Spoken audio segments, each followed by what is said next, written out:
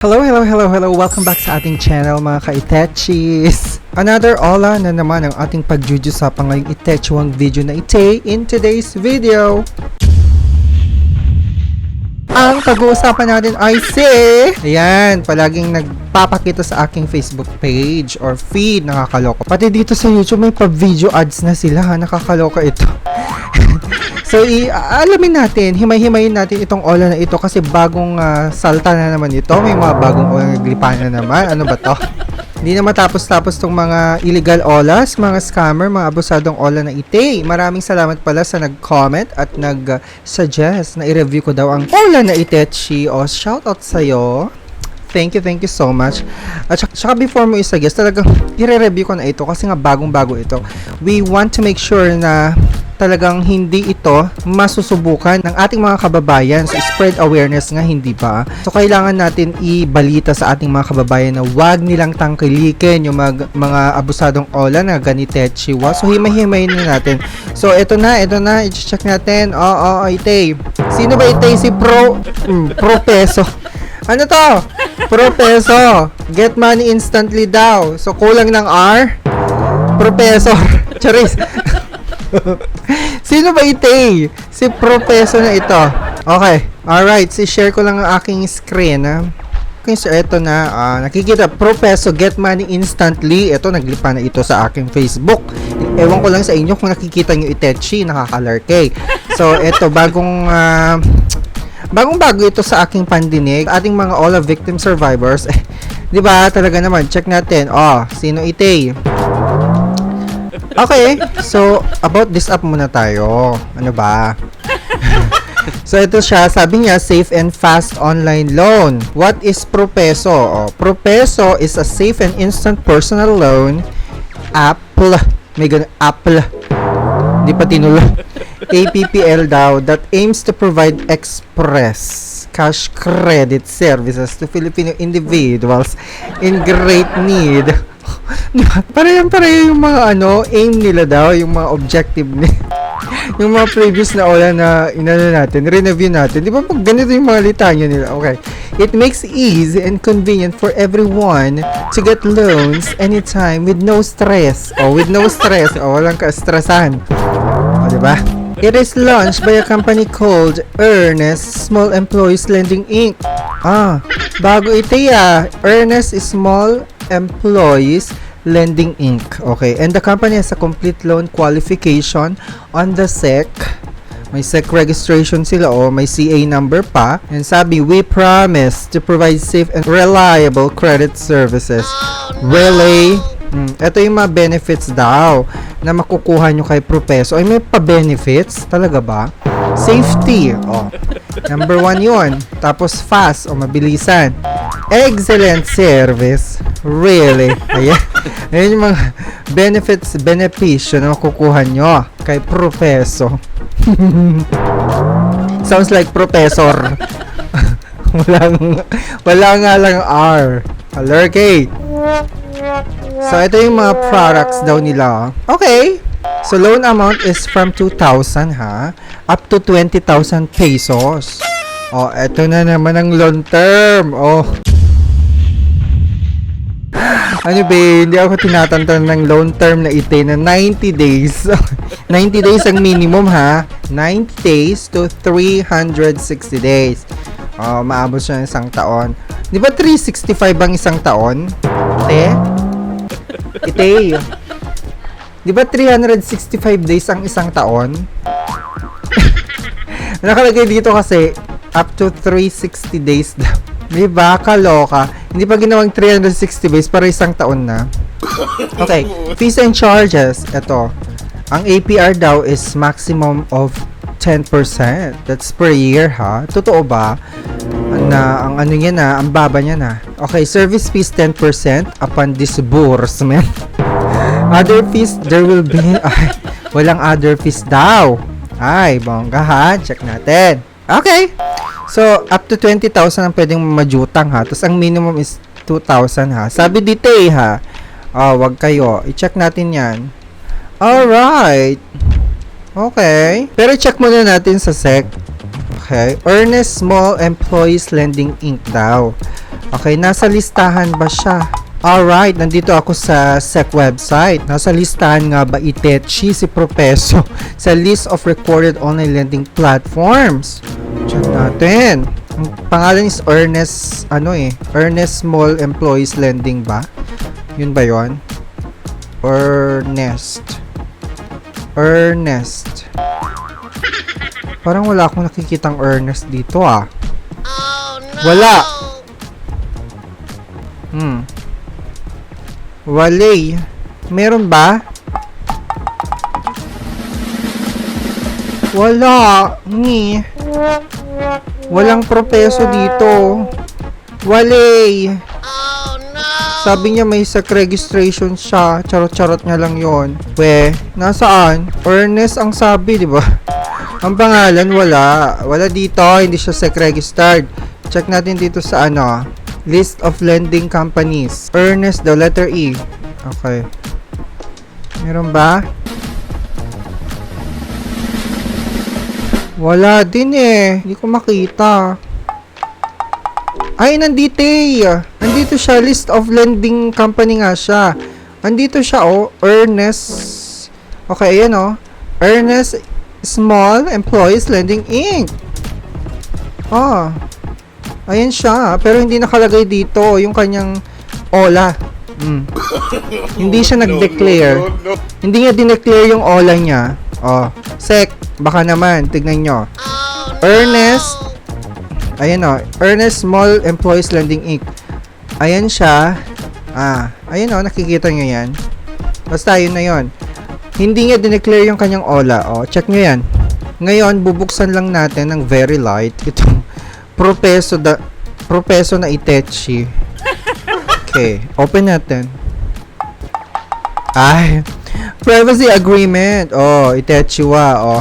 Mobile phone device. Ito yung mga gusto nilang i-grant mo daw na gusto nilang kunin, diba? Or i-access mobile phone or device. We will use your phone's code IMEI because with it, we can prevent fraud by ensuring that other phones cannot replace you when requesting a loan. Sabi nyo. Taray Tapos SMS.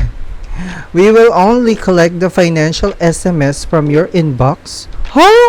Which helps us identify the various accounts that you are holding and the cash flow patterns that you have as a user to help us perform a credit risk assessment, which enables us to determine your risk profile.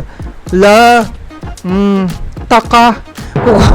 So, ibig sabihin, sisilipin nila yung laman ng inbox mo. Di ba? Kung may kung may mga text message ka siguro galing from your banks, di ba? Kung may ibang loan ka sa ibang bangko, at saka mga text from e-wallet, kung madalas ka bang nagta-transfer ng kaperahan siguro sa e-wallet or transfer, di ba? May sa inbox natin nakalagay lahat yan, yung mga OTP pati ng mga bangko natin. Ayoko. So, installed apps, kailangan din nilang i-access daw. Dahil, we will collect a list of installed applications, metadata information, which includes the application name, package name, installed time. Pati oras, Ano ba yan? Specific, Pati oras, kailangan nila version name, version code, each installed application, and members access your worthiness and enrich your profile with pre-approved customized loan offers. These data will be encrypted by kaloka. Location. Ayan, di na bago yan. We will access your location information to determine whether you are within the scope of our services and use this as a basis to recommend better loan products. Camera.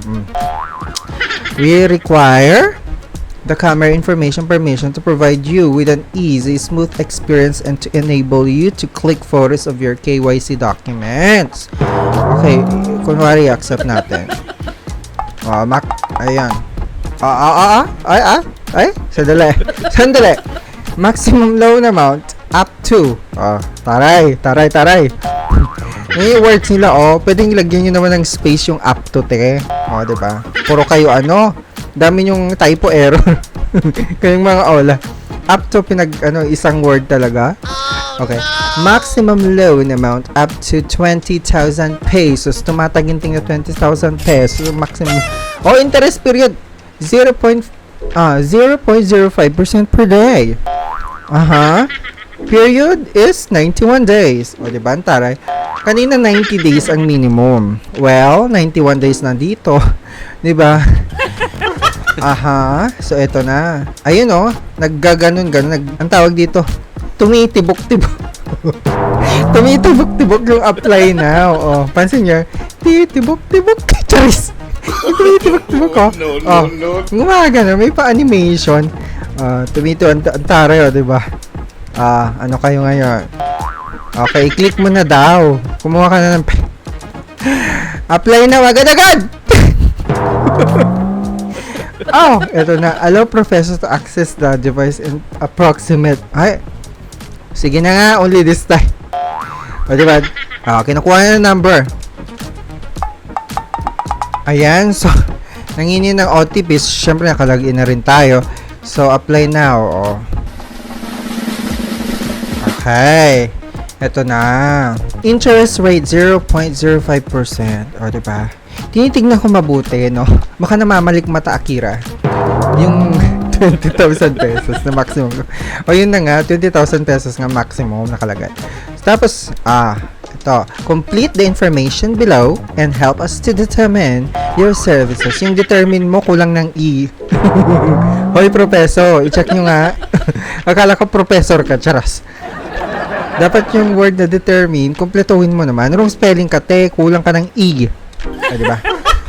Questionnaire number 1. Kailangan nilang questionnaire, personal information, job information, emergency contact, upload photos, at Tide card. Ano tong Tide card na to? Check muna natin yung questionnaire. Okay. May pa-questionnaire. Survey ite. Carefully fill in all the following questions. You can get a higher pass rate and grabe, ang daming mga kailangan gawin. Ito ba yung mabilis? Ito ba yung fast low talaga? Mag-apply ka na nga. Ang dami-dami pang tinatanong. Para mag-apply ka ng trabaho. Ano to? What is the current total amount of loan application? Arrears? Ano to? What is the current total loan of online loan arrears? Ano daw? Daming alam. Tumigil ka nga. So, ayun yung mga, kailangan nila. May pa-questionnaire nga, di ba? How many times have you borrowed money before?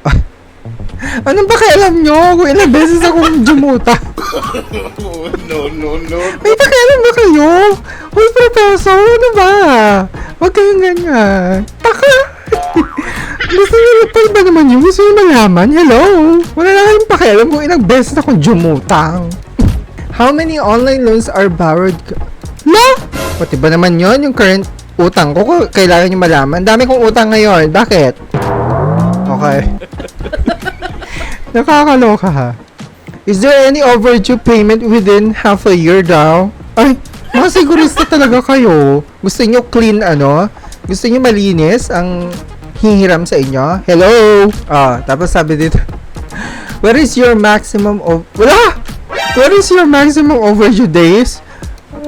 Ano ba yan? Nang mamarites lang yata kayo eh. Para mai-post, charis. Gusto nyo mayaman lahat ng ito. Pero kunwari pag na-overdue, na-late ako, ipopost niya ako sa Facebook. Ito yung gagamitin yung bala. Charis. So, yun na. What is your main sources of income? Okay lang yun. Sources of income, kailangan. Pero yung kailangan pa naman kung may overdue ako, ilang utang ko. Tapos, how many pesos do you spend? Pati yung budget ko, kung gusto nyo malaman, ha? Yung expenses ko every month. Hello, ayoka.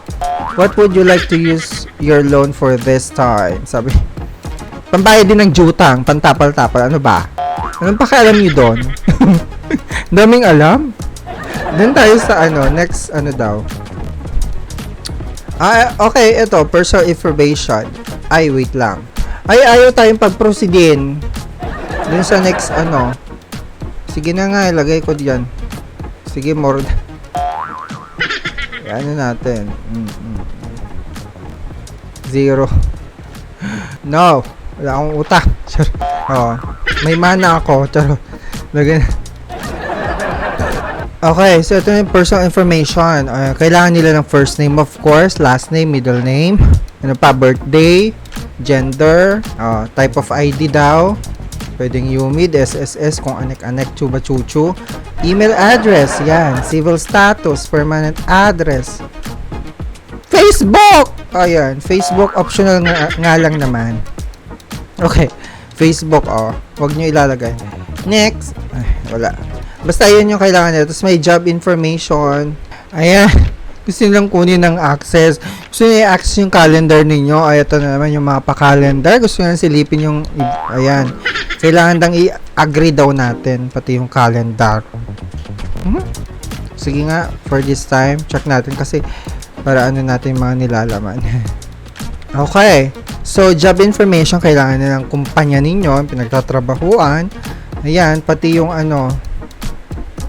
payroll period nyo kung kailan kayo sumasahod. Tapos monthly income, tapos yung ID mo kailangan na. Okay, emergency contact. Ilang emergency contact ang kailangan nila? Ayun, taray, 3. Tatlong emergency contacts. Ito na. Kailangan nilang i-upload yung ID mo, te. Ayan, i-upload. Hala. Tas may ano pa, liveliness test pa. Identify daw. So, ayun nga, nagpa-upload siya ng ID, tapos ngayon, liveliness. Ay, so, diba? Para makita natin, kunwari. Next. Ito na. So, ito na. Ano tong Tide card daw? You can use e-wallet or bank account to withdraw money. Pwedeng e-wallet, Gcash, Paymaya, Grab, Coins, ang dami, diba? So, lalagay mo lang dyan. Tapos, may banko pa. Select your bank. May mga listahan sila in fairness. So, ilalagay mo lang dyan. Kunwari e-wallet. Gcash. Taray. Apply. Ay, eto. 2,000 te. 2,000 ang na-approve. Ay, 2,000 ang offer kasi hindi pa na-approve 2,000 pa lang yung offer. So, eto siya. Loan information daw. Basahin natin. So, loan date today is August 21 and disbursal disbursement, this 1,260? Magkano yun, te? Magkano kaltas? From 2,000. 2,000 ang principal. Tapos, ang ano na lang, ang net na loan is 1,260. Magkano yun? 740 ang kaltas, ang laki. Grabe. Tapos ang repayment, check natin. Repayment date is August 28. So, pa 7 days. Pa 7 days. Ang kaya ko ba 91 days? Yung minimum. Pa 7 days din pala. Taka. Ay, hindi. Wait lang. May repayment plan dito sa baba. Ayun, may repayment plan siya, kuno. Diba? Yung first repayment mo is August 28, 7 days. Tapos, yung second... Wait. Hold on. Kasi yung first repayment mo, 2,000, te. Diba? 2,000. Tapos, yung second repayment mo, August... September 28. So, after nung 7 days, may pa 1 month na. September 28 na. 14 pesos. 14 pesos na lang ang babayaran. Tapos yung last repayment, which is October 28, 14 pesos na lang din. Para masabing 90 days. Hello. Tapos yung, tingnan mo, yung first repayment. First repayment is 2,000. So, ang sigurusta nila, kalokang kaskaman to Scam, propeso. Loko-loko. Parang si ano lang din to eh, si Mocha Mocha. Ay, nako, nakakaloka. I-submit nga natin. Kunwari lang. Ang taray! Tingnan nga. Ganyan. Ganyan man loko. Check natin. Lagyan natin ng isang star. Reviewing daw, Reviewing, your loan application has been completed. Hindi mo lang inayos yung word. Please wait for approve. Hindi mo lang inayos, nakakaloka. Tignan natin. Reverse nga natin kung ma-approve. Reviewing pa lang daw. Reviewing pa lang, wala silang pondo. Diba? Nakakaloka. So, ayun mga kababayan, mga ka-itechi, mag-ingat kayo, scam itong si Professor, walang pinagkaiba sa Mocha Mocha, other Ola na yan, kagaya ng Peso Buffet. Kung mag-iingat kayo, wag nyo lang i-install to, wag nyo apply. Paki-spread itong video na ito, share and comment sa video na Itechiwa, paki-share sa mga kakilala ninyo na wag nilang tatangkilikin itong Ola na ito kasi bago ito laging nagpapakita sa Facebook, baka mamaya maano sila, maengganyo, di ba? So please, let's prevent it from happening, yung na maging biktima kayo ng mga ganitong abusadong Ola. Please spread this video. Maraming don't forget to subscribe and click the notification bell na rin para every time na magkakaroon tayo ng bagong video, kayong unang makakaalam, lalong-lalo na sa mga pag-giveaway natin. Maraming salamat sa inyong lahat. Thank you so much. Please don't forget to subscribe. Bye for now. Okay. Napulikat ako sa sa 91 days pero ginawa in-spread naman siya 3 beses. 'Di ba? 3 payment scheme. Ang taray, 'di ba? May scheme pa. So first payment 2,000 agad. Second payment after a month naging 14 pesos. Ang taray, 'di ba? Tapos nung last na 14 pesos para masabing 90 days. Ay nako, kalokohan. Scam.